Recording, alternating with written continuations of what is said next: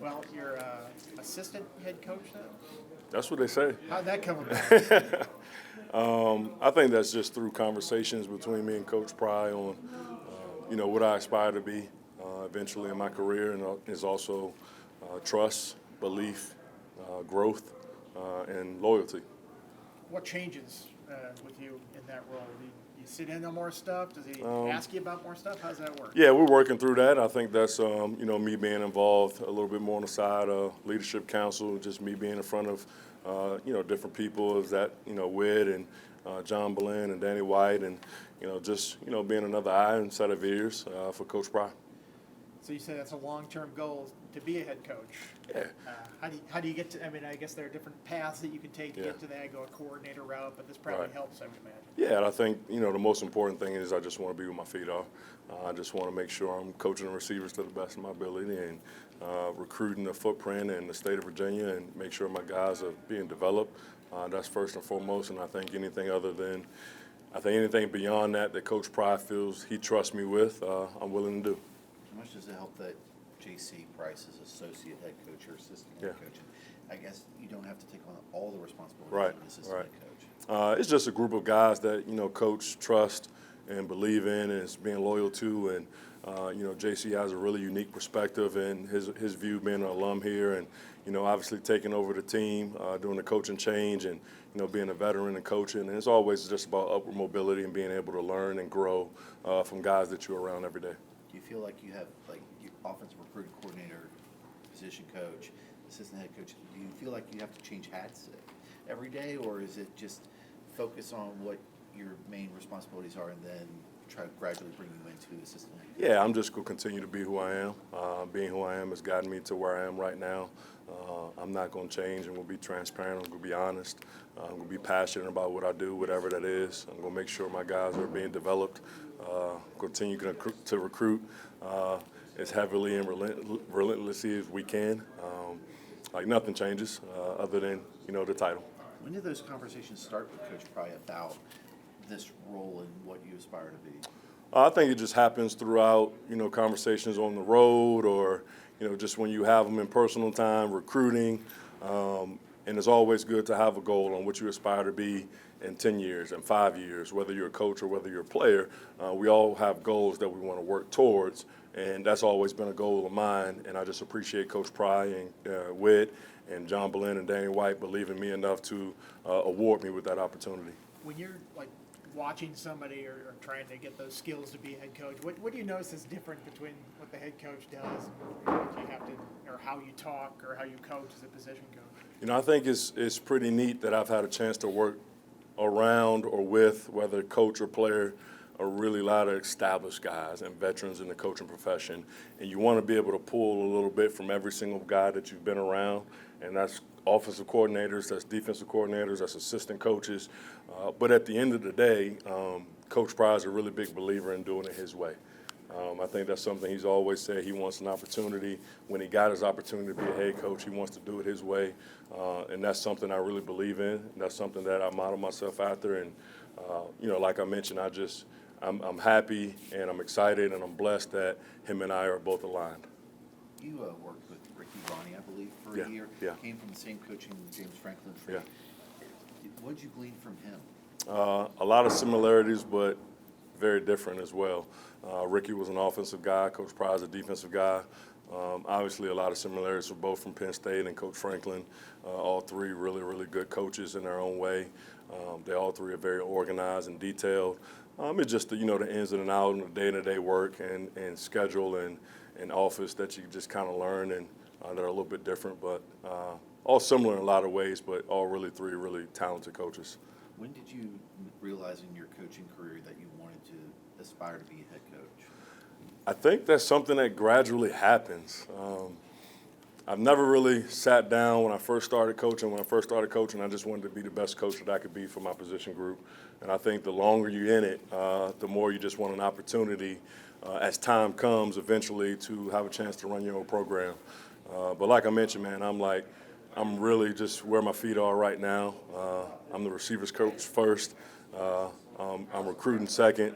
Assistant head coach rules duties third. how the receivers look so far in spring? Getting better. Getting better. The standard is high. Those guys demand excellence every single day. We want to be relentless on the perimeter blocking. I've got a lot of talented guys and veteran guys coming back. I've got some young guys right now who brains are starting to spin a little bit with installs and just being a college athlete, and there's a lot of stuff going on. But this is the best thing for them. I've got some guys that are really stepping up. I'm excited about Aiden Green. I think he's really developed. He's mature. He's confident. He wants to help this team in any way possible. So we've got some competition going on in that room, and that's going to make us all better. Did you see seeds of that last year with Green? I know he didn't get a ton of playing time, but it seemed like when we saw him in practice, Absolutely. he was being a pretty confident Absolutely. guy out there. Yeah, he's a guy that's not afraid of the moment.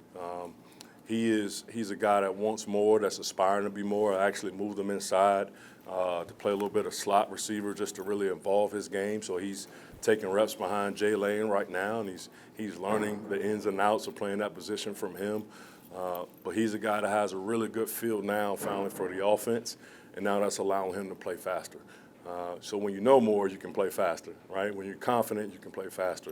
And I think he's just, showing his teammates that he's ready to step up and play on Saturdays. We saw some video of Kyron went down to South Florida, Yeah. and he's got Ali there and Yeah. on with him. Yeah. What do you see? What do you think as a receivers coach when you see your guys go down there working out at Miami's facility and stuff like that? Man. But they look like they're getting good work. I love it, man. I mean, those guys were very transparent and honest in their communication before they went. I love those three. They work, man. That's what they do. They're looking for any opportunity to get better. They're looking for opportunities to pick guys' brains. I'm all for it. I'm not an ego guy. I'm very humble, love learning. So anybody that I can learn from or they can learn from to get something to help their game, I'm all for it. Is that a detail that sometimes people might overlook? Is just quarterbacks, receivers on the same page? Yeah. And how much more do you think that helps this year with Drones as the guy instead of he's just getting here and still kind of learning the system like last year? I think it just gives everybody in that room a little bit of confidence and reassurance of, this is the guy that we're going to rally behind. This is the guy who is QB1 and has proven himself, and they want to take every opportunity they can to make sure they're getting the timing and the reps. And this is when you see the success. In the season, this is when you get better.